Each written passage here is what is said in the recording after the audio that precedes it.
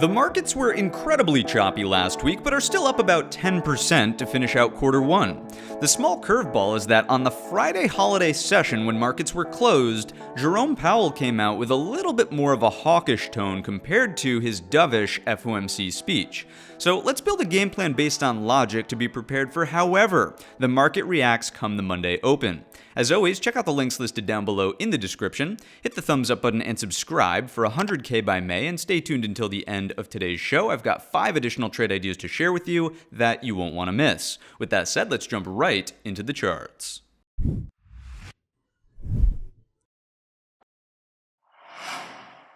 So let's kick things off on the SPY monthly time frame chart. Now that the bars have closed out for March, what do we see here in terms of candle structure and location? Solid green-bodied bar with very minimal upper wick and certainly not much lower wick to read into from a psychological point of view. Strong close from the buyers towards the highs of the monthly range, so structurally, buyers are in control. If we think about location on the bar-to-bar count, a substantial higher low as well as a higher high closing in blue sky territory's new all-time high. Buyers go 2 for 2 on the monthly count. In terms of the monthly trend, it's certainly up with lows and higher lows being offered here. And along the way, we know that the neckline of the inverted head and shoulders offered a set of highs. We broke that for higher highs. And of course, we're sitting on the highest high in the trend count. So although there is no indication of a pullback looking imminent, if something were to develop, we know that we can look for a higher low on the monthly time frame without jeopardizing the uptrend that we're in. And there are really 2 locations that become top of mind here. The first one is the previous all-time high. We've talked about this level multiple times on the weekly chart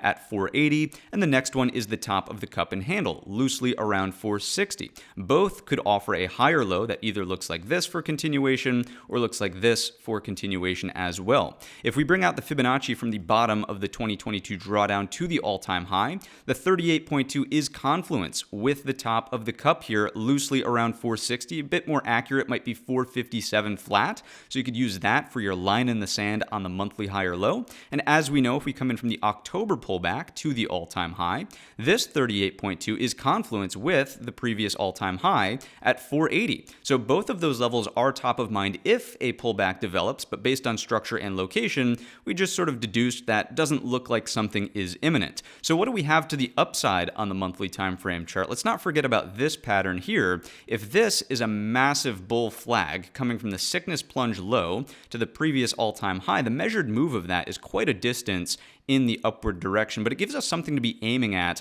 on the higher time frames. If we bring out this sort of Fibonacci extension, we're loosely looking at 610. Now, the argument is not that we go here this week, next month, or even the month after that, but over time, there is some room to run based on this technical pattern. So on the monthly time frame chart, I think it's quite clear that we're in an uptrend and buyers are in control with multiple reference points underneath us to offer possible higher lows and keep the monthly time frame trend in the upward direction. On the weekly time frame chart, we'll take a similar approach here, evaluating the structure and location of the bar. In terms of structure, solid green-bodied bar with a very small upper and lower wick, so once again, not much to read into there psychologically. The range is compressed, which is noteworthy, but the buyers were still able to close near the highs of the weekly range, so I would call it slightly more bullish than bearish, of course. In terms of location on the bar-to-bar count, we do have a substantial higher low over the midpoint of the previous weekly range, but we've produced an equal high. Now, I would still consider this a bullish weekly looking chart, especially with the backing of the trend behind us, but this is a very classic 3-bar play. It's an inside bar, right, where we had a higher low yet equal high. If you're not familiar with a 3-bar play, check out the blog article over on our site. It sort of describes it, but the main gist is that we're looking for momentum continuation in the upward direction on a break of those equal highs. Basically, what we're looking for is the next higher high in the trend count. Speaking of trend, of course it's up, right? We're coming from lows, maybe higher lows in the 2-week balance range, maybe higher lows in here, in the daily balance range, right? So if we were to get some sort of pullback, there are still plenty of places that could offer a higher low to keep the trend in the upward direction. The main level on the weekly chart that I think we want to start focusing on here is if we bring out the Fibonacci's from the low of January to the highs, recent all-time highs, right? This 38.2 is still tracking near perfectly to the top of this as a balance range. If If there's a larger give back on the weekly time frame chart that perhaps looks something like this, it's not the end of the world measuring from this point A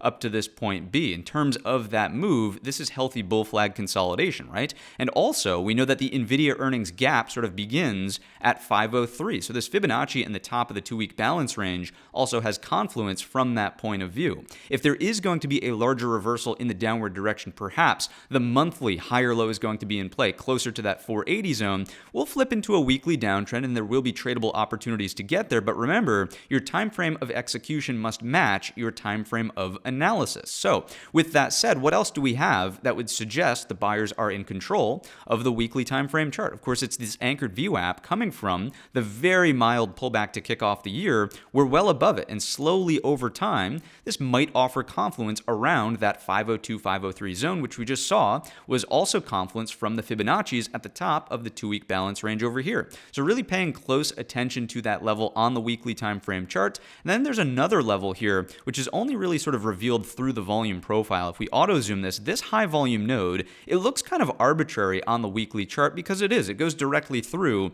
the two indecisive doji / inverted hammer red bars on the weekly chart. But it is technically a high volume node. It's the midpoint of the daily balance range we'll take a look at in just a second. And the main takeaway here is that from a volume point of view, if there is going to be support off of that high volume node, of course, that's 512. That's well above 503 and the structural element that we just discussed in terms of the top of the 2-week balance range. So are there reference points to remain bullish on the weekly chart underneath us? Yes. Is the structure suggesting that we have a bullish potential setup in the upward direction? I also think the answer is yes. Let's get even more granular now on the daily. So let's first evaluate this week's expected move. If you're not familiar with this study, check out the video tutorial in the top right-hand corner.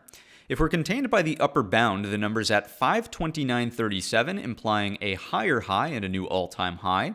If we're contained by the lower bound, the number's at 516.79, technically offering a little bit of a nuanced lower low. However, it's still confluence with the top of the daily balance range from back here, where we still have the opportunity for prior resistance, resistance, to now offer some sort of support. It is, again, underneath that Tuesday low, but for the reason of staying over the daily balance zone, I would be skeptical and sort of hesitant to call that outright bearish, and more so keep it neutral towards the lower edge of the expected move. For that reason, because we're in an overall daily uptrend, right? We have lows, higher lows, higher lows, higher lows, an offering of a higher low on Tuesday, along the way highs, higher highs, higher highs. We're trading at the equal high. Because we're in an overall uptrend, I would still argue that the expected move this week is more bullish than bearish. Now, of course, we have to make a couple of concessions here on the bull side. On the Thursday session, of course, we printed an inverted hammer. That's really not a bullish indication. What it would tell me is that we looked over the previous all-time high from back here on the Thursday session of the previous week, and then we failed aggressively to close above that level, and instead, we've closed right at the highs of the Wednesday session. Now, of course, in the title of today's video, or excuse me, in the intro of today's video, we mentioned how this was a very choppy week, right? On Monday, a little bit of reasonable movement to the downside. The gap up on Tuesday sort of failed, a large flush in the last 30 minutes. Then on the Wednesday session, large flush to only rally into the close. Very, very choppy week. So the concession is that we didn't really make it stick at the new all-time high. The structure doesn't look great on that Thursday close. If we were to pull back on the daily time frame chart, buyers ultimately would want to see prices remain over this level right here at 521. Why 521? Because it's the low of the previous Friday bar, the high of Monday, high of Tuesday, and that's ultimately where we want to print the next daily high or low if the trend is going to continue in the most optimal formation. From there, you're getting really sort of ascending triangle range compression towards these highs, and then we'll look for the weekly 3-bar play to break in the upward direction when and if we can get price acceptance over 523. That's ultimately what the buyers want to see happen here. If we break down underneath 521 on the daily time frame chart, as I was saying when we were talking about the lower edge of the expected move, I wouldn't throw in the towel and say, oh my goodness, the chart's going to zero, the bears are taking control. I certainly think that we could produce another another balance range similar to what we had over here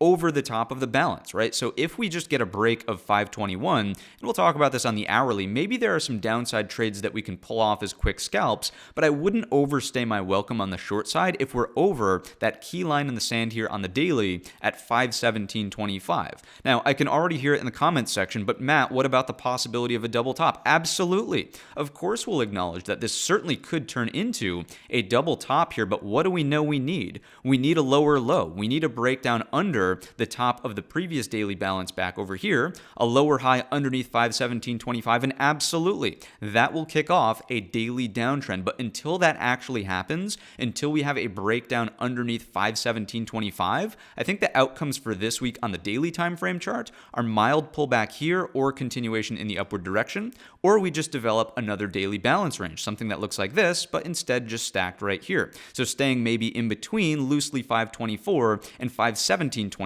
on the downside. And now let's get even more granular on the hourly time frame chart. What do we see here in terms of the trend? The major trend is up. We've got lows, higher lows, higher lows, higher lows, and maybe higher lows into the Thursday afternoon, although I would concede this is looking much more like a flush point. We'll get to that in just a second. So the major trend is up. Of course, we had higher highs along the way, and even the minor trend is up where we had lows, higher lows, maybe higher lows before that end of day ramp, higher lows being offered up here. Once again, looks more like a flush point, but you get the idea. And along the way, we had highs, higher highs, higher highs, and higher highs just before the end of day sort of retracement on that Thursday session. So both the major and minor trends on the hourly chart are in the upward direction. Now, what do we know about the sellers? Do we have stronger sellers entering this marketplace? Let's walk through it since Monday. On Monday, we did get the gap down, right? Gap down and price acceptance underneath the Friday session range. So in theory, it should have been okay to get that deeper retracement on the daily chart into that 517.25.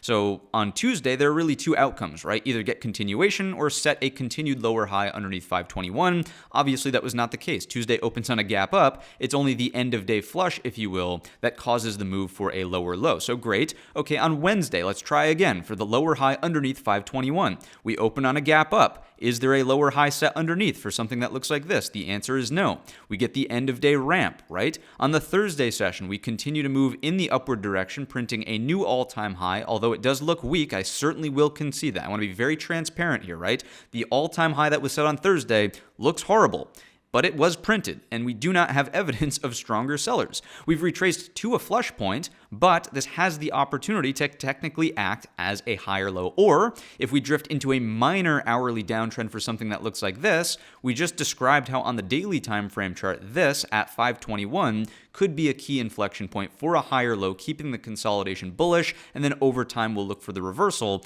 back in the upward direction. So okay, Matt, you just said a whole bunch of words, but what does it mean? What's the pathing look like for the coming week's worth of trade? Well, as conceded, this looks like a flush point, and the daily inverted hammer is fairly menacing. I think that early on in the weekly session, if we get breakdowns underneath 523, and you can be quick draw McGraw to spot the lower high underneath 523, that's a short opportunity for a scalp into 521. When we get to 521, because of all the interest we've seen around this level, the previous Friday's lows, Monday's highs, Tuesday's highs, this sort of ramping into the close of the Wednesday session, right? I would really change my tone at 521. On the hourly time frame chart, I would be looking for double bottoms. I would be looking for inverted head and shoulders. I'd be looking for hammer candles that show buyers stepping up at 521, because as of right now, there really isn't any stronger or compelling evidence that would suggest sellers are stepping up here. So if we can print a daily higher low, an hourly major higher low there, and then continue in the upward direction, that's looking pretty bullish. Now, for a stronger downside move, and for this we'll bring out the red crayon for the sellers, something that looks like this on a lower high underneath 521, someone might make the argument that there's support here, but after already giving the buyers multiple opportunities to really capitalize on the weakness of the sellers, remember, sellers failed, right? If we get a lower high underneath that inflection point at 521, I wouldn't really be interested in this maybe support in here, and instead, I would probably agree with the argument that a stronger retest of the daily top of the balance range at 517.25 is likely in the cards. From there, if we break down underneath, we've already described how this really triggers the daily double top, where you get touch number 1, touch number 2, you break down underneath the neckline, you fail the top of the daily balance range. That, of course, is bearish in the grand scheme of things. things. But what would I do here? As you guys can probably already tell what I'm about to say, I would change my tone on the reattempt of 517.25. When we get down here, I would try to be open-minded to finding buyers there. Can we print a double bottom? Can we print the classic inverted head and shoulders? Can we print the very classic hourly hammer candle? These inflection points are really what I would try to align with instead of being an outright bear in the coming weeks worth of trade. So this is priority number 1. This is priority number 2 here in the white pathing. Priority number 3, because the weekly and daily trends are still technically up, is just looking for a hold of 523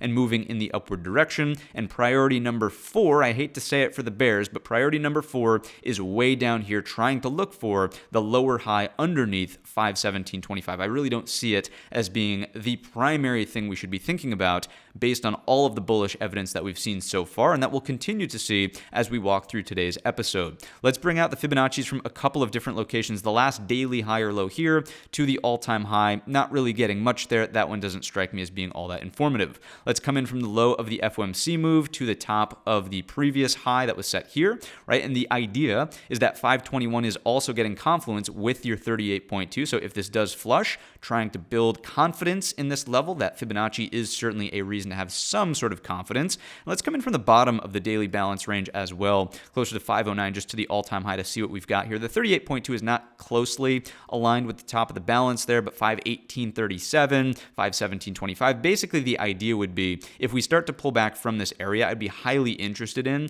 the possibility for buyers stepping up around that zone. So that's your Fibonacci point of view. Now let's finish it up here with, of course, the intraday anchored VWAPs. And as you can see, great confluence over or at 521. And as the week progresses, this one will certainly get there by early on in the week and possibly this one later on in the week, depending on where the price action ultimately prints. If we do start to violate and again get something that looks like this, you can trade that as a scalp in the downward direction being underneath the cluster of anchored VWAPs, but I would still continuously change my tone at 517.25, looking for the reversal and the daily hold of the top of the previous balance range. Supporting evidence exhibit A is always the market internals. If you're not familiar with this screen, check out the video tutorial in the top right hand corner. Let's keep it very simple here. Bullish or bearish edge? I would argue bullish edge. Certainly positive volume inflows on Monday, only closing out Tuesday. Remember, Tuesday's this nasty flush, right? Only closing out hardly negative on the day's session. Net volume flows on the week at that point were not substantial. Strong move in the upward direction on the Wednesday session, and Thursday is also bullish as well. Advanced decliner spends more of the week, the majority of the week, in positive territory, and the cumulative builds here on Tuesday when the larger breakdown actually took place really did not accelerate in the downward direction. When the buying into the close on the Wednesday session took place, it was more of a steady ramp throughout the course of the day. Maybe that neutralizes what we saw on the Monday session. We don't want to ignore that over there, and maybe Thursday leaves us with a little bit more of a flat perspective here out of the exchange level participation. But I come back to the question, do we have stronger sellers participating in the market when we had multiple opportunities for a bearish breakdown on the hourly chart? The answer is simply no, based on internals. Market profile is always exhibit B. If you're not familiar with this screen, check out the video tutorial in the top right hand corner. Let's just evaluate what happened with the value area prior to the Thursday session. Here's Monday, here's Tuesday, and here is the Wednesday session. Notice that for the most part, all of these values are contained within the Wednesday value area. So in my view, this break in the upward direction in terms of value moving higher on Thursday represents an opportunity, yes, for this to act as overhead supply if we break down underneath the inverted hammer low. It's a very classic short setup, right? And we do have thin structure to rotate through in the M period prints from the Wednesday end of day ramp, right? We would classify that as a spike. So if we get this breakdown, it's totally possible that the ES sees a pullback and we're looking at 52.92. If we get to 52.92, that's the equivalent of the 521 pullback level we just discussed on the SPY. From there, if the value underneath us is going to continue to act as support, so buyers act as support, buyers act as support, buyers act as support, this is the offering of the next higher low, keeping these buyers content, looking for new money buyers, and then continuing in the upward direction. Larger concerns for the ES would really occur when and if we get price acceptance not only just underneath 52.92, consolidation down here, but instead start to break down underneath the low low of possibly the Wednesday session. If we can turn all of this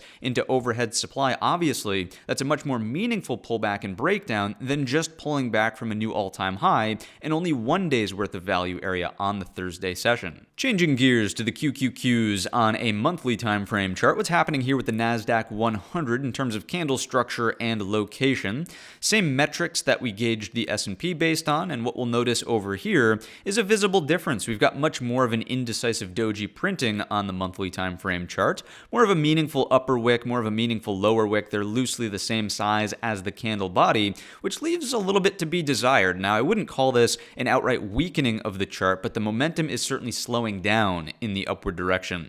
I would still argue that the buyers have the upper hand structurally because we closed green over the opening print and towards the lower edge of the upper third of the monthly range. In terms of location on the bar to bar count, we do have ourselves a higher low paired with a higher high. And of course, we know we are in a monthly uptrend with lows, maybe higher lows because of the red bar there. Higher lows certainly here. And along the way, we had highs break to higher highs, and we're sitting on the highest high in the trend count. Just like the S&P, we could afford a pullback to look for some sort of higher low, and that might be around the corner sooner in the QQQ because of the slowing down. I want to be very clear here again, slowing down, not outright weakness, but the slowing down of the momentum. And the higher low zones that we're concerned with are still structurally the same sort of ideas as the S&P. Previous all-time high, as we know, 408, 410 as a zone, and the top of the cup and handle, which is down here, more closely related to 383, give or take. Now, do the Fibonacci's align with those two levels? Let's take a look from the low of the 2022 drawdown to the all-time high. The 38.2 here is shy of the top of the cup and handle. So I would argue that this is actually more of a bullish indication, meaning that if we found support off of the structure first, closer to 383, that would be more bullish than a full test of the 38.2. What about if we come in from the fib of the October pullback low to the all-time high? The 38.2, as we know, is aligned with the previous all-time high, closer to that 408 round figure. So all good on those pullback metrics here. As we know on the QQQ, this was a much deeper retracement during the 2022 drawdown. So for that reason, this is not the same bull flag pattern that we have in the S&P 500. But the sort of balancing point, if you will, is that the cup and handle, the magnitude of this cup and the minority of this handle is far more severe than what we saw out of the S&P. So what we can do for a measured move on the monthly time frame chart is really take this measurement and see what we're potentially looking at here. 475 is the measured move out of the QQQ cup and handle. And on the monthly time frame chart, although yes, we are slowing down, if we're going to get some sort of monthly consolidation then continuation, I think it's well within striking distance on the year. I'm not convinced for the coming month, next month, or maybe even the month after that. But if we slow down, if we pause here, if there's a pullback for a higher low on the monthly, I think within calendar year 2024, 475 is not a stretch on the NASDAQ monthly time frame chart. QQQ weekly time frame chart is now front and center on your screen, and in terms of candle structure and location, much more of a concerning bar out of the QQQ weekly. Inverted hammer, technically yes, we do close green over the opening print, but the large upper wick, especially in relationship to the size of the candle body, as well as the lower wick, would to me imply that stronger sellers may be starting to emerge on the daily time frame, smaller time frames, and we'll take a look at the possibility there for a trend reversal. On the weekly bar to bar count, we've certainly still got a low and a higher low, and we've got a high and a lower high. This is technically happening right at the midpoint of the previous bar's range, although I would not be as confident in this as a 3-bar play in the upward direction because of the candle structure we've just identified versus what we've already discussed in the S&P 500. The S&P 500 to me seems a bit more resilient based on the multiple sectors that comprise it versus the QQQs being concentrated in tech. Now, it doesn't change the fact that on the weekly time frame chart, this is a balance range. And very simply put, we have balance rules in force. If we break through the highs, we're looking for a higher low above and trend continuation in the upward direction, because I think it's very fair to say that on the weekly chart, we're still technically sitting in a big time uptrend here with consecutive higher lows as well as higher highs, along the way. So that, of course, is interesting. We'll talk about that breakout level on the daily chart in just a second. Or if we do start to break down this week, possibly breaking down underneath the low of the inverted hammer opens up the door for the bottom end of the weekly balance, but that's not enough to bring in a lower low. So are we changing tone to being bearish here on the weekly time frame chart QQQ if contained in this range? The answer is no. The prevailing winds behind us are still technically more bullish than bearish. Let's bring out the Fibonacci's from the pullback low early on in the year to the all-time high and see what we're working with here. Technically, the bottom end of the now 5-week balance is above the 38.2. So if we find some sort of structural support in the range and break through the highs, that of course is bullish. It did not require a full test of the 38.2. If we break down underneath the balance range here, then this possibly acts as support, but on the daily chart, we'll start to see why this overhead supply could be a little bit heavy here, and we're starting to look for a deeper retracement possibly towards the 61.8. We'll get to that in just a moment. If we take a look at the anchored VWAPs on the weekly time frame chart, let's go ahead and bring these up. You'll notice that we're above all of them, and this will slowly offer confluence, this one here, with the bottom edge of the weekly balance that we're in currently, the 5 weeks of basically sideways activity. Not a whole lot has happened here in the tech sector, and again, that's really what we revealed on the monthly with the slowing down, not staggering weakness, but certainly slowing down. Consolidation in an overall uptrend does have to strike me as being bullish, right? It's giving the buyers a chance to catch their breath and possibly look for the next move in the upward direction. If we need new money buyers and they need a way to manage their risk, certainly some sort of stop here and then looking for continuation into blue sky territories is a way to know exactly where your stop should be, compared with continuously pressing into all-time highs, making it very difficult to actually manage your risk with a new money position without just going in and saying, okay, the only way to manage risk is based on position size. We're only going to allocate very, very small portions of a position, right? So if anything, the sideways consolidation to me strikes me as bullish for now, but with an opportunity to look more like distribution in hindsight when and if we break down through the bottom end of the balance. Let me give you that number here. We've talked about it multiple times. It's 434 flat. If we break down underneath 434 flat in the QQQ, I will concede that yes, this does look like sort of distribution, and a lower high underneath may kick off a stronger weekly downtrend. We're just not there yet. You need the lower low if you're going to change your tone on the QQQ weekly. Let's finish it up with a quick look at the volume profile here and see if we get the same sort of look as the S&Ps with the high volume node right through the bottom end of the weekly balance, closer to that 434 we were just describing. So if we stay above, if these buyers defend their volume position, really no reason to jump the gun on the bear transition. If we get a lower low, we will change our tone. I want to be very clear about that, but as of right now, we do not have the evidence. Are things slowing down? The answer is yes, but are we bearish? The answer is no. On the daily time frame chart, let's firstly evaluate this week's expected move. If we're contained by the upper bound, the number's at 451.31, implying a higher high and a new all-time high. And if we're contained by the lower bound, the number's at 436.66. There are two takes here from here to here. Of course, that is a big-time lower low, but in relationship to the bottom of the balance range here, it's possibly a higher low. And in terms of the daily trend, I would certainly think we could all agree that it's very neutral on the QQQ daily here, going sideways in this balance range. So we don't have a strong bullish edge behind us, nor a bearish headwind in front of us. And there's the offering of maybe lows, higher lows, if we can stay over the midpoint of the range here, hold the Wednesday low at 441.50. And in that case, I would tend to think that, okay, maybe we'll take a look at stronger moves like this for trading in the upward direction. The simplest thing on the daily time frame chart is maintaining a slightly more bullish edge here because you're still getting that possibility of a higher low, looking for a break. If that fails and we sort of get chop and slop through here, maybe a bearish edge underneath 441.50, looking for the NVIDIA earnings gap to close underneath us, underneath 433.75, breakdown of your daily 50 SMA, huge area of possible support, right?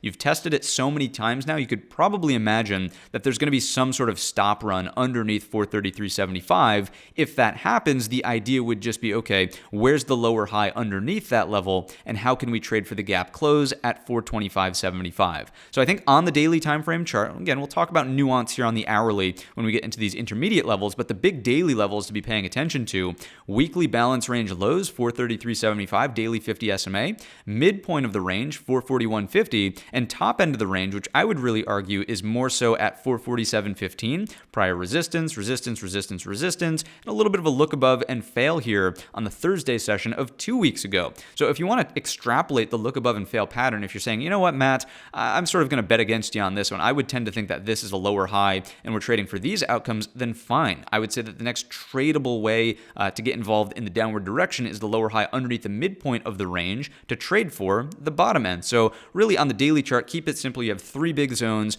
447.15, 441.50, and 433.75. And of course, finishing up the QQQs on the hourly time frame chart, what do we see in terms of trend? Again, maybe the daily trend or major hourly trend could offer a higher low from here to here, but the minor and much more important trend on the hourly is highs, and lower highs on the Thursday session, paired with lows, lower lows, and lower lows on the Wednesday session. So, unlike the S&P 500, sellers are making a stronger stance in the QQQ. And if we really dissect the price action, I'm really interested in the stronger sellers emerging from the Tuesday-Wednesday interaction. So Tuesday, we all know, we got that consolidation end-of-day breakdown, right? On Wednesday, the buyers were given a gift by opening over the flush point here at 445.50. So in theory, buyers could either continue consolidation or get some sort of higher high. Neither of those two things happened, and notice the lower high that has now started to emerge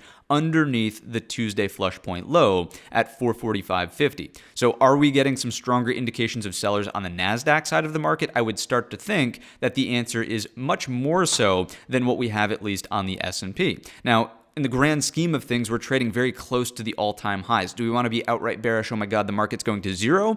Probably not, but it's worth at least respecting. There is a stronger sense of selling activity on the NASDAQ side of the market. And what does that mean, of course, for the S&Ps, considering that tech is the heaviest weighted component? If this downtrend continues, if we start to break down more firmly underneath 441.50, it probably provides a headwind for the S&P 500. So what do we see here going forward in terms of pathing? The downtrend can continue on an equal low set back down at 441.50. If this is going to reverse and be constructive for the buyers, this needs to turn into a double bottom with your neckline being right here, that infamous level at 445.50, higher lows above, and then we'll trade it back into the all-time high. That's what the buyers want to see. The sellers want to see a breakdown, lower high consolidation, and then a flush of that daily midpoint of the range to really open the door into the bottom end of the range and the beginning of the NVIDIA earnings gap at 433.75. So you could either get the lower high entry here underneath 443.50, or you could also look for, as described on the daily chart, something that does this, right? Double top on the retest here, head and shoulders on the retest here, very simple inverted hammer on the retest here of 441.50 after making a lower low is a great place to be looking for a lower high and then continuation towards the bottom end of the range. Because of the daily trend being slightly more neutral than what we saw out of the S&Ps, I have to keep a more open mind to the QQQs breaking down here instead of just saying we're relying on the strength of the monthly, weekly, daily, and hourly trends like the S&P, all in the upward direction, right? So that's situation number one for downside, or I guess that's both situations to the downside. The alternate situation to the upside, instead of turning this into a double bottom 1 and 2, is that it's already starting to show some early signs of maybe inverted head and shoulders. If we can continue to hold this level at 443.50 and then get, I would argue, not just a break up and over 445.50, but clearing this level right here at 447.15, that starts to feel a little bit more healthy or confident in the upward direction. And you really want that confidence considering that we are technically in an hourly downtrend already. We're in a daily neutral trend, maybe the opportunity here for a higher low, but it's really convoluted. When I said chop in the intro, this was certainly way more choppy in the QQQ than what we got out of the S&Ps. Let's take a quick look at our anchored view app, see if we're getting any confluence from this point of view. I think the answer is yes. It's just reinforcing the idea that 445.50 is a key inflection point. As long as the sellers can keep price underneath, I would tend to think that the hourly downtrend remains intact. Let's go ahead and remove those and take a closer look at some of the indications from the Fibonacci's as well, coming from two spots. The bottom end of the daily balance range to the all-time high, 38.2 is here. Once again, if we can break for a lower low and get consolidation up against 433.50, that does strike me as being more bearish. This is a tradable outcome to the downside. Let's take that off and come in from the FOMC low to the all-time high and see if we're getting anything here. Once again, 38.2 reinforcing 445.50 as a level. NASDAQ internals probably skew a little bit more bullish than bearish here, even though the daily trend is fairly neutral. Volume flows on the week were positive 332 million, not near our substantial read, which is almost double that at 600 million. The advanced decliner spends most of its time over the zero line this week, and the cumulative builds were really not that aggressive in the downward direction, even based on some of the bearish activity we just discussed on the hourly time frame chart. Interestingly enough, on that Wednesday session when we got the rebound for the sort of afternoon rally, but we technically technically set a lower high in the NASDAQ, right? You'll notice that the cumulative build was still fairly strong, which is interesting to me here. So this sort of balances the perspective and once again, in my view, sort of keeps us more neutral and prevents us from jumping the gun on the short side until we're breaking down through the NVIDIA earnings gap, or at least with some sort of lower high underneath 441.50. And then finishing it up with the NQ market profile, this probably balances out to being more neutral to slightly bearish, considering that we have more overhead supply than demand underneath us. Notice that buyers from the Monday and Tuesday session certainly are trapped on Wednesday, but Thursday can't really even recapture the bottom of that combined value area either. So there's probably more overhead supply, which could weigh on price in the downward direction. Again, it's not outright bearish. It would have been even more bearish on Thursday to accept inside of this value area, interact with this point of control. It simply didn't take place. So neutral to slightly bearish here.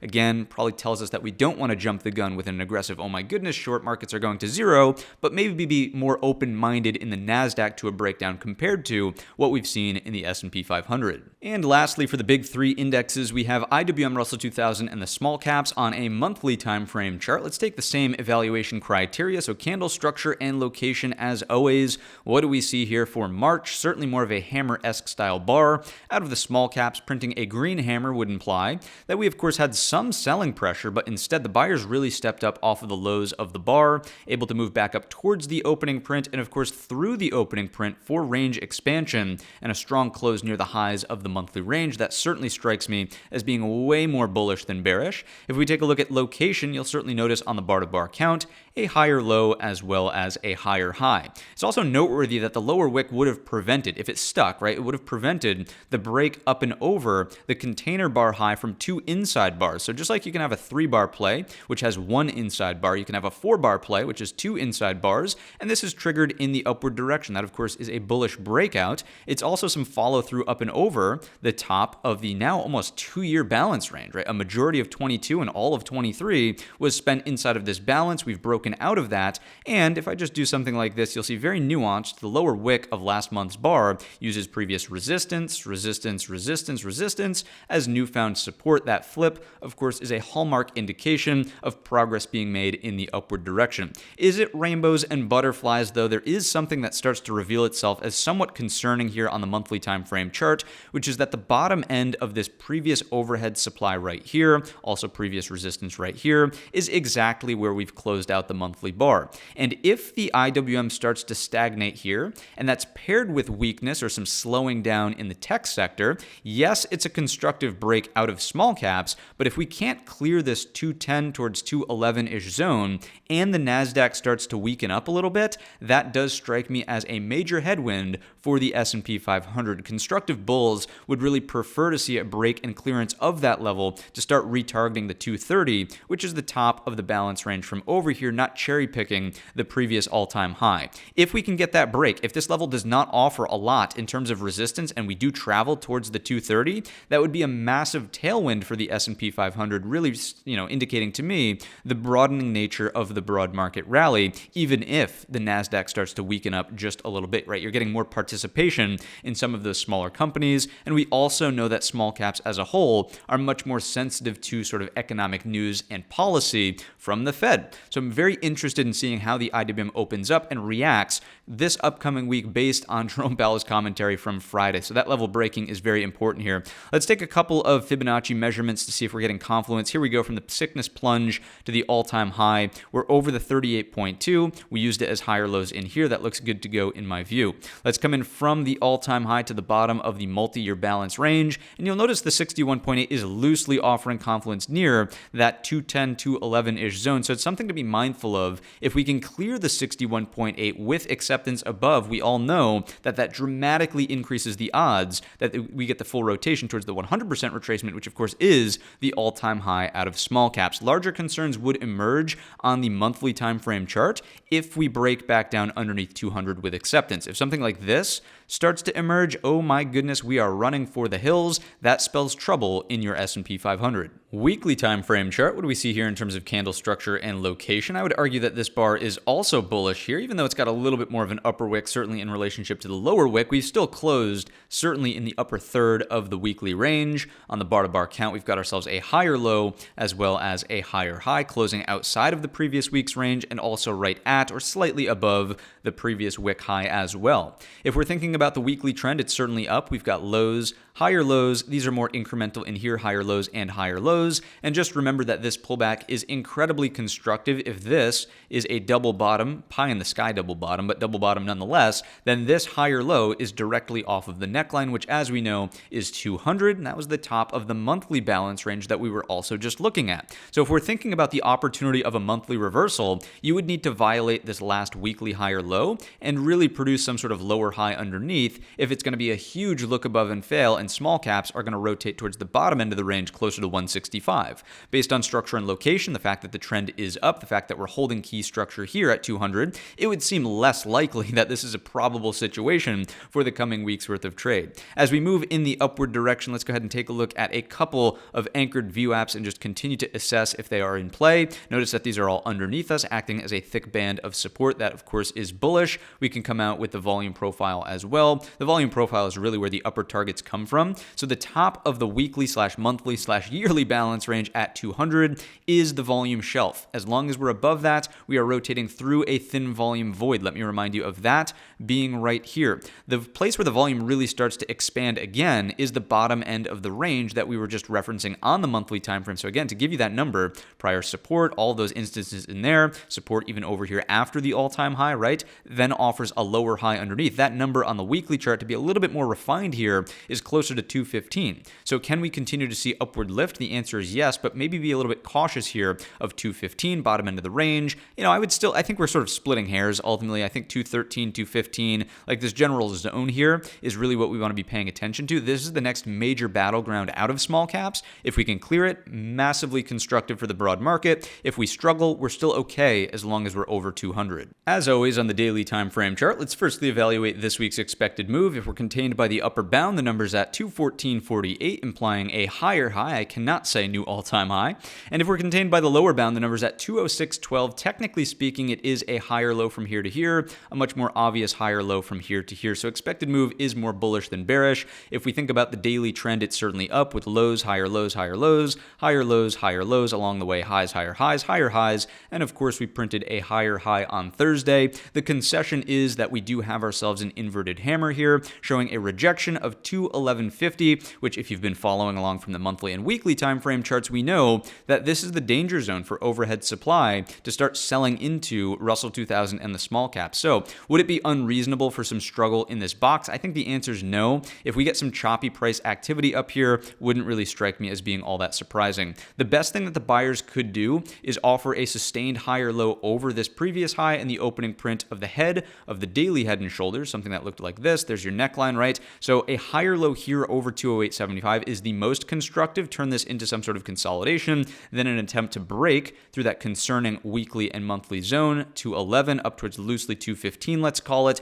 And then beyond that, there is some room to run up towards 219.50, remembering that when the breakdown was taking place, the VIX was extremely elevated. If I just bring this out to a 5-year chart, you can see this. Let me zoom in on that little segment of the chart here, and you'll be able to visualize that, right? If I extend this off to the left, great. You had prior support, support, support, offer, resistance, resistance. If you clear it during this breakdown, there's really not much other structure to be aiming for other than 219.50. So that does strike me as an interesting place to be aiming at in the upward direction when and if we can clear 215, that sort of struggle zone of the overhead supply. Larger concerns would emerge on the daily time frame chart if the trend flips to down with a lower low underneath this set here, but more importantly, just a failure of 204, right? The neckline of the head and shoulders that we were just sort of examining. Then, of course, the larger threat is here at 200, the top of the weekly and even monthly balance range. If this breaks down, sort of throwing in the towel on small caps is acting constructive for the broadening nature of the market rally. It's not doom and gloom, though. Let's take a look at the hourly time frame chart. You can clearly see buyers are the ones with momentum in the upward direction.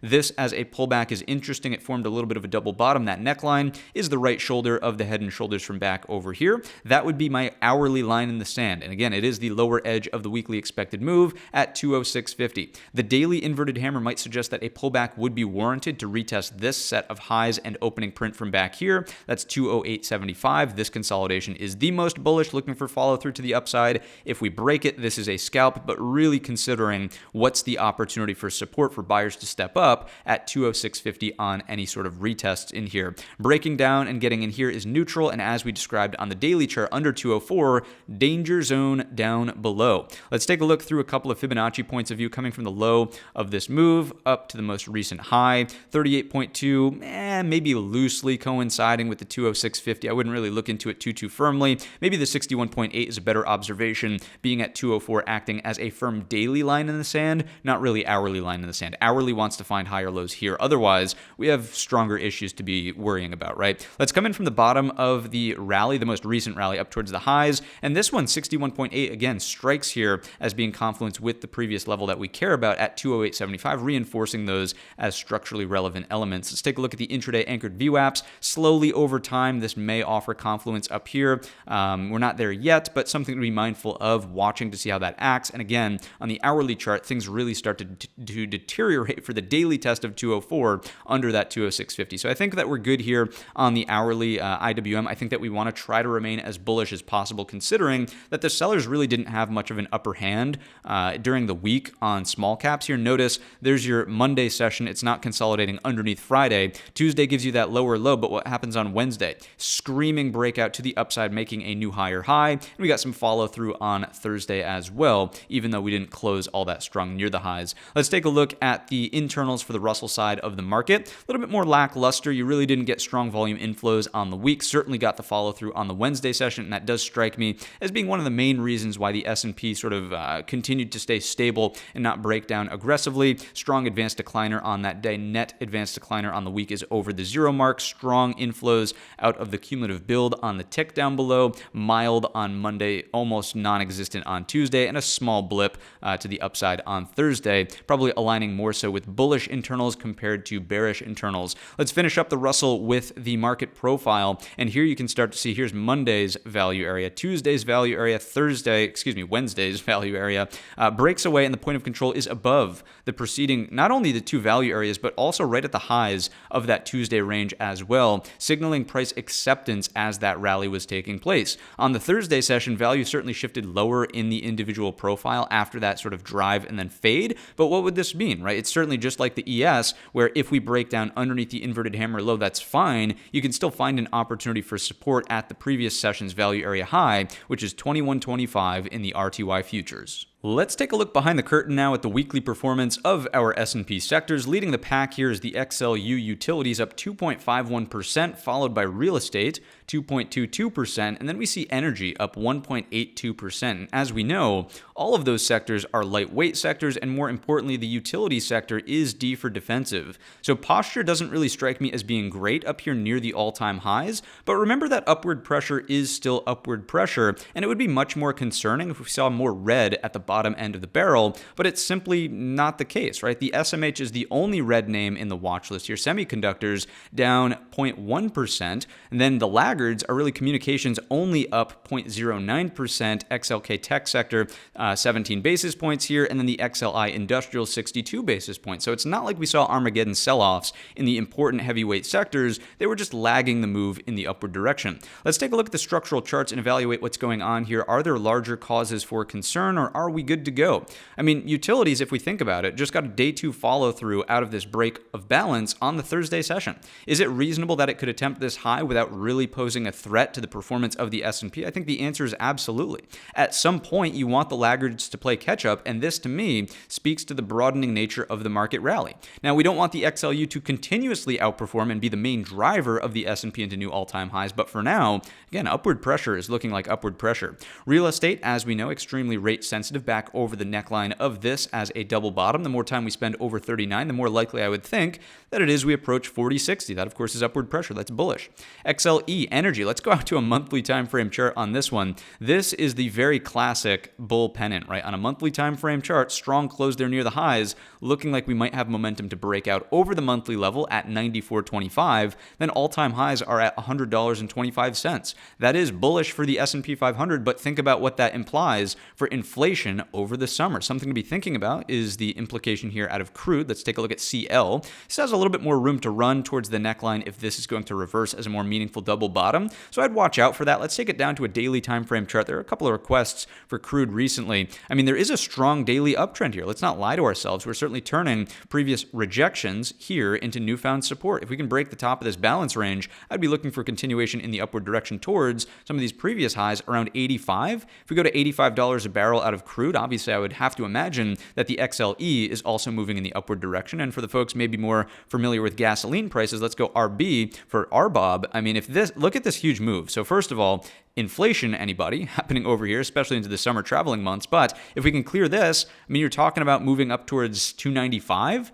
Out of RBOB, that certainly is going to be a cause for energy inflation. Now, I get it. We can look at core and sort of take out volatile food and energy, and that's fine. But overall prices at the pump, I wouldn't really expect them to be going down based on this technical pattern. Let's go back on over to the sort of S&P sectors, if you will. XLF, really, really strong display of strength, moving higher into the end of this week. Really impressed with financials recently. One of the main reasons I would continue to maintain more of a risk-on stance in the market is because of the outperformance here from financials, and we'll see this on the ratio grid in just a moment. This is all-time highs. This speaks really strongly about financial activity, lending activity, mergers and acquisitions, overall growth for the economy. When the XLF is doing well, that's a pretty decent sign of risk on, even if the XLK is lagging, right? We know the XLK can take a break. I mean, the whole AI Mania 2.0 was a massive run. It's nice to see financials continuing to sort of take the baton pass and run with it. XLB Materials, extremely lightweight sector, but any concerns here? Absolutely not. New all-time highs. Good to go there. XLV. And the main thing we want to do with these sector charts is just identify, are there concerns for a large breakdown, right? Nothing that we've looked at so far, namely the XLF, right, as the heavier weight risk on sector. This does not look like it's offering a huge reversal of trend anytime soon, right? So let's go back on over to the XLV, second heaviest weighted sector by market cap. Again, we've got to give credit where credit is due. Someone called me out on Twitter for this one. They were right. We moved into these highs. I will always be the first one to admit when we're wrong here. So given the new constructive look out of this chart, instead of consecutive looking for these lower highs and consolidation in this zone. Now, don't get me wrong. It's not like we were short XLV. It would have required a breakdown here, but nonetheless, consolidation over 146.50 is constructive in the upward direction. That has to be bullish for the S&P 500 as the second heaviest weighted sector. Is it D for defensive? The answer is yes, but you could also look at this on a monthly time frame chart. What is this? It's a huge breakout of a monthly balance range. I really wouldn't think that we want to be skeptical XLV that it's going to come down crashing and burning, right? Let's go back to a daily time frame here. XLY is up next. Consumer discretionary looking better as opposed to worse with the hold here over that 182. So the longer we can spend above 182, the longer we can stay over this previous balance range. That has to be constructive in the upward direction. Not really seeing major threats there. XLP, what's going on with consumer staples? Nice gap up on the Thursday session. Close the gap. Can we stay over this level? And again, although it's a D for defensive sector, do you see any issues here with it causing a massive breakdown in the S&Ps? The answer is no. Let's move over to the XLI. What's happening with industrials? Equal high breakout possibly on the table after a massive higher low. Anything bearish here? The answer is no. Let's take a look at the XLK. Let's do it. We've got to acknowledge some of the issues with the market, right? The tech sector is slowing down, and this is evidence of that. We've been doing nothing but been consolidating sideways here, right? So as the XLF picks up the baton, what would be really nice to see is if the XLF pulls back, again, there is no suggestion of it on the daily time frame chart, but if the XLF pulls back and the XLK can break back out up and over 211, great. The music continues. There's no reason to think that the market's going to zero. If the XLF pulls back, which again, there is no suggestion of, and the XLK also breaks down to close the NVIDIA earnings gap, probably spells trouble for the S&P 500. That would really require a stronger move underneath 203.90. We're sort of in the midpoint of the range. You know what they say towards the midpoint of the range? Do not diddle in the middle. Let's move along to the XLC. What's going on in communications? Nice little bull flag look up here, pressing into this previous resistance at 82.15. If we can clear it, there is room to run. This chart does not strike me as being bearish again across all of the major sectors. Maybe the posture could be better with utilities leading, but structurally there are no larger concerns for huge downside about to step in. Here we go with the SMH. What do we see out of semiconductors? Maybe a lower high here, but notice the gap fill reversal on the Wednesday session. Thursday's not like great. Oh my goodness, we're ready to rip back in the upward direction. But if we could take out these equal highs at 229.25, the opening print of this large red-bodied bar would be the target here at 237. Let's go flat there. Let's just take off the 13 cents. That would be your upside. So if we can get something that does this, great. That, of course, is constructive for the broad market, and now you're sort of working into a higher low, equal high situation where, as of right now, you're really just getting range compression. Possibility for a lower high, but also the opportunity for a higher low. You could be a trend line trader, but as you guys know, I much prefer horizontal levels, so I will wait patiently until we can get something that looks like this as an indication, or something that can look like this underneath the closure of the gap. That's 221.65 to say, okay, maybe bearish pressure at least into the bottom end of the range at 212. Here's the sector ratio grid. If you're not familiar with this screen, check out the video tutorial in the top right-hand corner. As of right now, and as we just discussed on the structural charts, the XLK is underperforming, but the XLF is actually outperforming relative to the S&P 500. So as long as the baton is being passed over here to financials, as long as the XLP is in a downtrend, as long as the XLU is sideways, still somewhat tangled around a downward sloping 50 SMA, I'm not concerned for a full-blown risk-off style look. If risk-off is really going to emerge, you also want to see the XLF breaking down aggressively here in conjunction with the XLK and a little bit more outperformance from utilities and consumer staples down below. We're just not there yet. As we take a look through some specialized ratios, we'll start to realize that there are, though, some cracks in the armor. Here's the XLK SHY. It's really stuck sideways in this balance range. We'll learn something when it either breaks down for more of a risk-off look or breaks out for a bit more of a risk-on look. Let's see if we can front-run that with a little bit more information out of the XLK XLU. And what you'll notice here is the breakdown of the neckline of this as possibly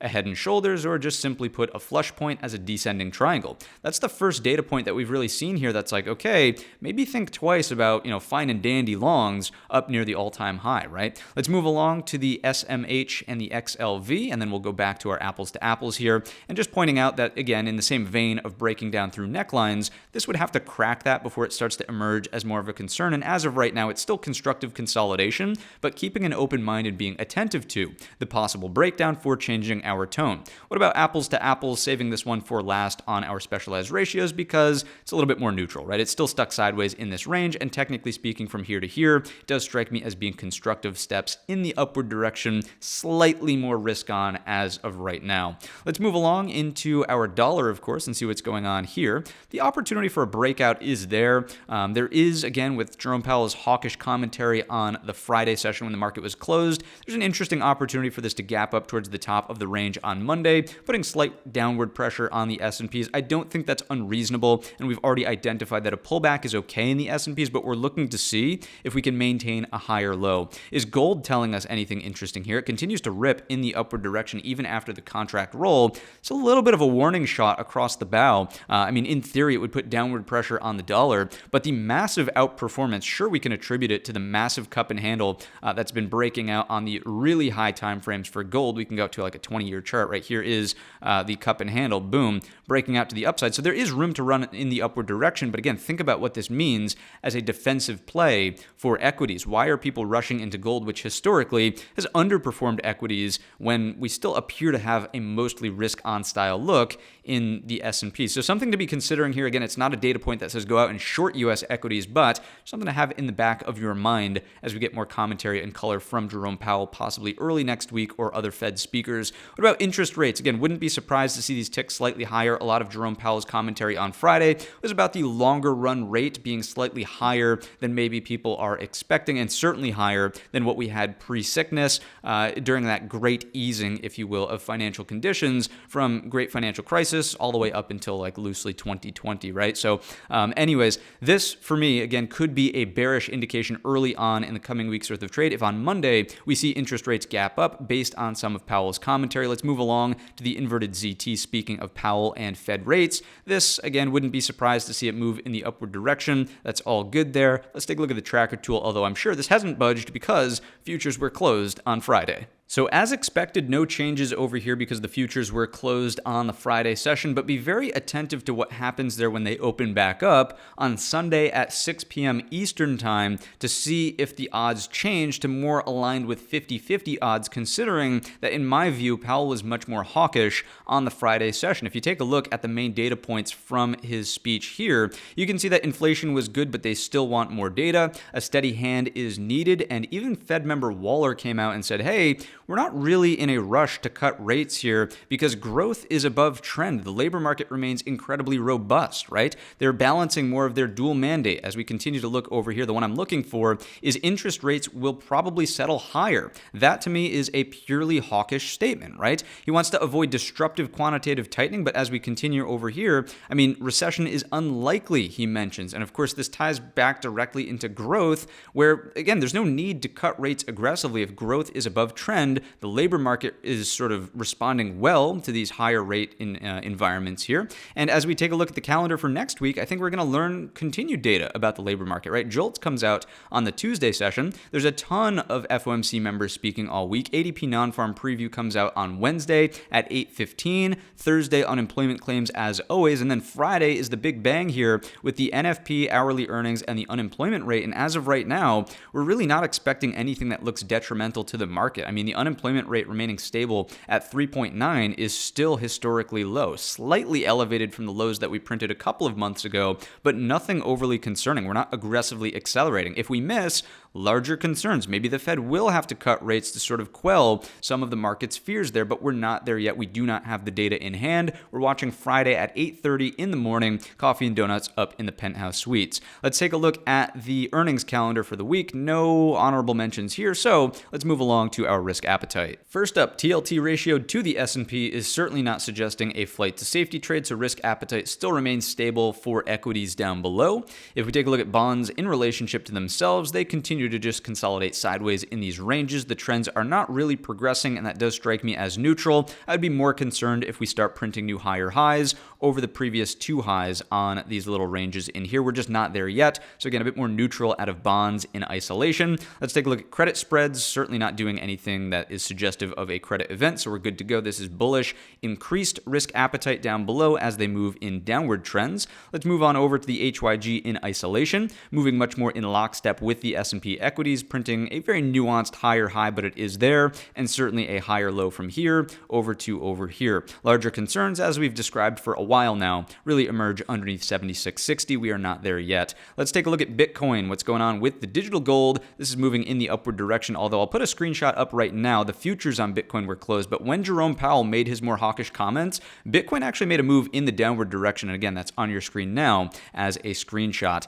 Let's take a look at the breadth of the market. Breadth really accelerated last week, and this is a huge point for the buyers, which is supportive of the IWM thesis as a whole, right? You'll notice new highs versus lows printing a new higher high on the actual reading. Let's take a look at the SPX A200R aggressively pushing in the upward direction. That, of course, is bullish. And of course, over here, SPX A50R also moving in the upward direction. Remember, this is a daily chart. The other charts were weekly charts. Let's take a look now at the RSP equal weight S&P 500, making a much more substantial higher high. So is the nature of the broad market rally broadening out? Again, all of this breadth data that we've just walked through is incredibly constructive for the S&P 500, not collapsing like a ton of bricks, even if the tech sector gets a little bit weak here in the near-term future. Let's take a look at the QQQE, what's going on with equal weight NASDAQ. This is still moving in lockstep to the weighted NASDAQ, so no major divergences to report there. And of course, Dow Jones Industrials versus Transports. If this can break out, and we've been watching this for a very long time now, balancing in this range,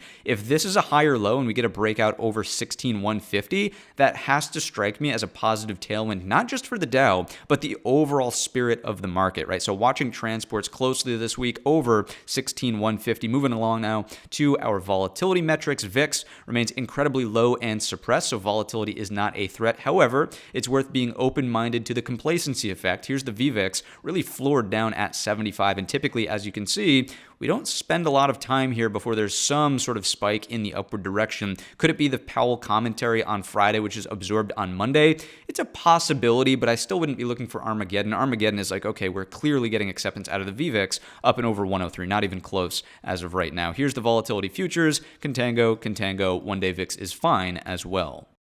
If you've made it to this point in the show, I appreciate you coming out to the analysis. Do me a favor, hit the thumbs up button and subscribe for 100K by May. And let's kick off the core list of companies with Apple. On the daily time frame chart, we can clearly see that the trend is down, with all of these consecutive lower highs and a lower high being offered on Wednesday up against that 173.75. We're pretty content right now inside of this as a balance range, but before we go to the hourly, on the daily time frame chart, if this were going to reverse, maybe something like a double bottom here emerges. This is not a primary objective into the coming weeks worth of trade, just as a back pocket idea on the higher time frames. Here we go on the hourly time frame chart. The nuance from the Thursday session is the afternoon lower high up against 172 at the higher low pullback from Wednesday over 172. So that does strike me as a bearish flip, and I would be more interested in trading ideas like this towards the 169 equal lows and then opening the door for a daily trend continuation, printing some sort of lower low. If the buyers are really going to change my tone on the hourly time frame chart, you've still got to get clearance here with a higher low over 173.75. Next up, we've got Microsoft on the daily time frame chart. I want to continue to go to the daily because this is a balance range. This is a mild pullback from the all-time high. The reason I call it mild is because look at all of these red bars. It might look nasty intraday, and if we go to the hourly time frame chart, it's really not. You can see that on the, I don't even remember which day this is, maybe Monday, the opening hourly bar set the range for the day. Everything else is very mild downside, right? The sellers are not really making much headway in terms of daily levels. So if this is going to act as a higher low, and this is possibly an hourly double bottom, obviously your neckline break is over 421.50 to trade back in the upward direction into 426.75, and then the all-time high, which is a poor high here at 430.25. So that's what I would prefer to align with out of Microsoft. If we're going to trade downside, you've really got to show me the price acceptance here underneath that daily level at 419.25, and then maybe we'll look to take the larger range here into that 409 on breaks of 415.75. Daily 50 SMA may meet us there for confluence as support. Moving along to Google, the trade setup is still in play. The ascending triangle is still very much so in play. So I'm really interested in what happens out of this early on this week. There's your flat top, obviously, and here are your higher lows, either continued compression over 150 or some sort of break. It's the same setup we talked about on the Wednesday session, 150, 115, and 150. All-time high is the target at 153.76, and if the sellers are really going to emerge victorious, you've got to show me this as a head and shoulders and breakdown through the neckline at 148.60. None of the sort of trend line breaks, not interested. Show me the horizontal level break if the sellers are going to emerge on top. Let's take a look now at Amazon, really just readjusting our levels here to reflect the new formed balance range at these highs. Again, been very, very sloppy out of Amazon near areas of resistance, trying to get follow through. You can see here, the pullback was not so clean up against that 180.25. So I'm trying to keep an open mind for looking for upside lift out of Amazon. There's much more room overhead to run towards that 185.25. If we drift back down into the range, I think you've had too many attempts, and this is getting a little bit subjective here, so maybe this is personal, vendetta against Amazon, who knows, but you've had too many attempts to move in the upward direction. Another failure here back down underneath 180.25. I think I'd be willing to stab short there and look for the look above and fail and rotate back down to the lows at 176.50. Again, a little bit more subjective in the analysis. If the bears were truly going to make something happen, you probably wouldn't do much in the midpoint of this range considering the daily trend behind us, and then really flip short underneath 176.50 breaks for something that does this, then the gap is maybe in play from back here. That's Amazon. Next up, NVIDIA. What do we see out of NVIDIA? We're still on the hourly time frame chart, folks, and you'll notice that on the Thursday session, we did get a little bit of that lift for the Stevie Wonder trade, but not much over that 905. We certainly set price acceptance underneath 922, which, as we know, was the top of this as a balance range. So to me, this lower high opportunity is the primary idea early on in the week. Can we break underneath 894.50 to retarget the bottom end of the range at 871.50? If the buyers are going to make something happen, you might get some sort of drift for the stronger test of 922. I wouldn't be a buyer for that. I think that if the squeeze was going to happen, it should have happened on Thursday's morning session. It didn't really unfold in a strong way. Quick scalp, but nothing strong. The lower high is still more attractive up against 922 because risk reward is better, right? Obviously stops, entries, and retargeting the lows, if not follow through towards the bottom of the range we just described at 871.50. That's NVIDIA. AMD is making its way onto our list. It's found its way into the watch list now, but we're not going to omit Netflix just yet. AMD is a simple one. It's really just a balance range over here, maybe a rounded bottom on the daily time frame chart. Keep it simple. Longs on higher lows over 183.60. Bullish consolidation happening over here over the 177.75. I would change my tone if we can get a lower high in the gap under 172 for the closure at 164.60. And with that, we're moving along the metaverse. What's going on with Zuckerberg's Fantasyland? Certainly a stronger rotation back down, not only through the balance range, but lower high and sustained breakdown on Thursday. Lower high here underneath that 490. I'd be looking for at least equal lows, a little bit of continuation. And then when we get here to 482, you've got to understand that this is 100% retracement. Lower high can be set, more meaningful lower high, maybe like a daily lower high. So this is high, daily lower high, right? Lows, equal lows, daily lower high. It could be here. It would be best if it was here. That's obviously bear flag consolidation, then a break to close the gap underneath. But keep in mind that if you get here and there's a stronger rebound, this is still a very reasonable opportunity to build out daily lower highs, descending triangle, and this still remains as a flush point, right? Maybe at that point in time, we're dealing with a little bit of a Man Ray pattern if it wants to emerge. Anyways, 482 is your key breakdown for the gap close underneath. Lower highs, still an opportunity underneath 501.50. Next up, Tesla. What's going on with Mr. Musk? A little bit, mixed here on my feelings out of Tesla. I think that we want to try to remain open-minded to a right shoulder building out and the opportunity for another inverted head and shoulders, but we're just not there yet. The price activity has been very lackluster. The gap went, then it faded all day. We opened higher, so any shorts who are shorting into the close of that session should have been burnt on the open, not the case, and then we ultimately broke down on Thursday. So trying to, again, remain open-minded to higher lows around 173.25, watching for this to build out, and then maybe I would take longs or consider longs on firmer price acceptance or breaks up and over 182. So one step at a time out of Tesla, but it's got a lot of work to do to really prove it to me before I'm willing to put some hard-earned capital on the line. Sellers, of course, lower high underneath that right shoulder area at 173.25. You've got the rotation to the downside at 163.75. And lastly, we've got Netflix, the heartbreaker trade, right? So instead of giving us, and maybe this is some of the reason why AMD is going to be its replacement, but instead of giving us the break, higher low, and constructive look in the upward direction over the ascending triangle highs, a little bit of a fade here back down towards the lows at 605. So, for me, I don't want to be aggressive trying to revenge trade it, but I'm very open-minded to if it does rally, if it wants to play hardball with us, I would just look very clearly for a lower high here or a lower high here and say, you're not going to get us this time. 623 lower highs, 616 lower highs. Those are locations where I would certainly be willing to take a stab on the short side and look for a stronger rotation back down towards this equal low at 605. If this is going to be a bear pennant and just continue to break to the downside, I'm just going to say, you know what, throw my hands up in the air, let it go, let it do its thing, and then we'll reevaluate when and if it approaches structure at 590.25.